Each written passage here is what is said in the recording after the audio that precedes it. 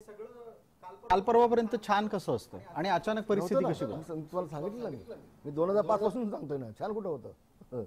कुठं छान होतं?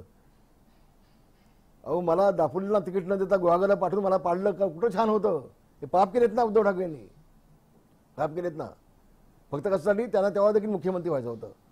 विधानसभेचा विरोधी पक्षनेता हा पुढचा कदाचित मुख्यमंत्री होऊ शकतो. अहो बाळासाहेब असते तर कदाचित झालो पण असतो मी 2009ला.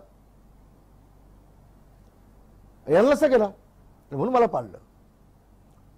बाळासाहेबांनी कळल्यानंतर साहेबांनी मला लगेच एक महिन्याच्या आतमध्ये विधान परिषद घेतला, मुंबईमध्ये लगेच घेतलं. ज्या मीटिंग मला बोलली होती मला विधान परिषद घेण्यासाठी, त्या मीटिंगला उद्धव ठाकरे आले नाहीत. शिवसेना बोलला.